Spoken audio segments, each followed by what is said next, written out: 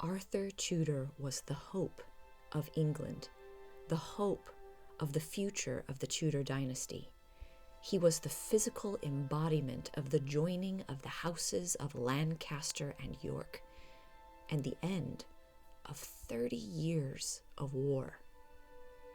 His death at the tender age of 15 brought shock, grief, and profound political consequences. Katherine of Aragon and Arthur had only been married 5 months when Arthur passed. The marriage between the two teenagers was a political alliance between Spain and England. Spain was one of the most powerful kingdoms in Europe, and Arthur's father was keen to legitimize his new reign by aligning himself with Spain, and the dowry was substantial. Arthur was 11 years old, and Katherine was 12 when they were officially betrothed. They were first married by proxy in 1499 and then officially married on November 14th, 1501. They had a lavish wedding with 2 weeks of celebrations that followed.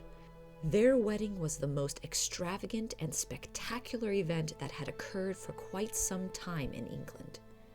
By then, Katherine was 16 and Arthur was 15.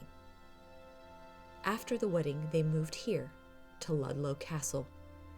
It was not the original intention to have Arthur and Katherine immediately share a household together, but it was Katherine and her confessor that swayed Henry VII to have them live as a married couple together at Ludlow Castle. A little over 2 months after they arrived, both Katherine and Arthur fell ill. On Saturday, April 2nd, 1502, sometime in between 6 and 7 p.m., Arthur Tudor died. A messenger was sent out to ride as fast as he could to let Arthur's parents, Henry VII and Elizabeth of York, know that their 15-year-old son and heir to the throne had passed away. It took the messenger just over 2 days to travel the 160 miles from Ludlow to where the king and queen were. The king was woken up by his confessor and had everyone leave the room. It was written that the king burst into tears. The king then requested that the queen be brought into his chambers to be broken the news. It was said that Elizabeth tried to comfort and reassure the king by saying that God had always looked after and preserved him, and that they still had a fair prince and 2 fair princesses, and that God was where he was, and that they were both young enough.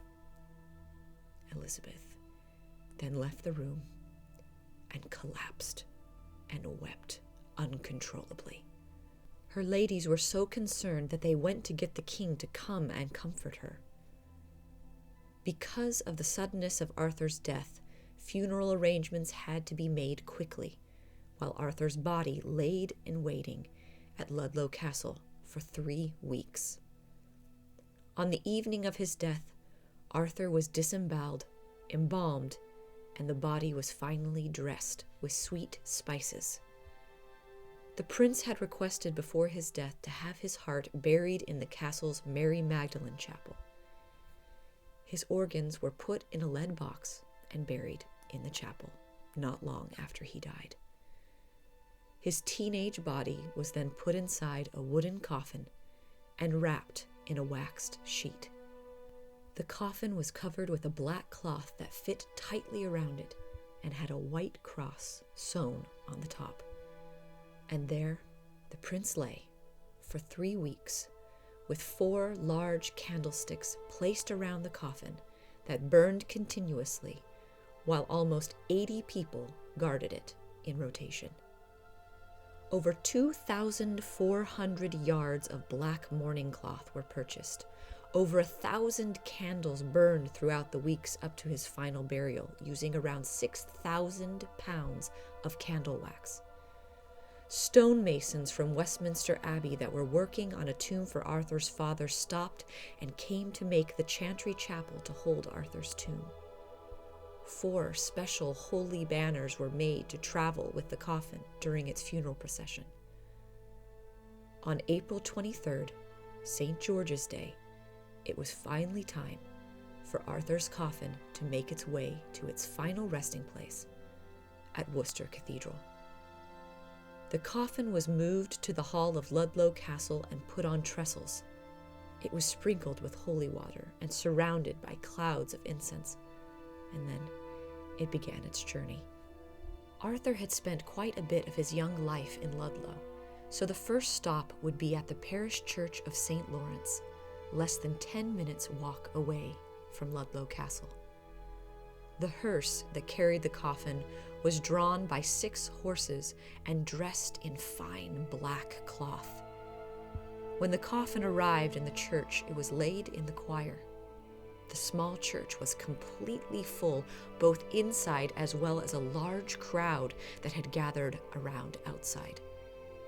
Mass was then said, and the body stayed at the church for the rest of the night. It was here that Arthur's heart would be buried. During the next 2 days, more masses were sung, and finally the coffin was ready to be moved to the next location, with a large procession following it on foot. The weather was horrible. Wind and rain pummeled the hundreds of people that traveled with the hearse. The weather was so bad during the journey to Worcester Cathedral that the cart carrying the coffin continually got stuck in the mud and had to have oxen haul it out. Finally, with incredible ceremony, the young prince's body was taken to Worcester Cathedral in the pouring rain to be laid to rest.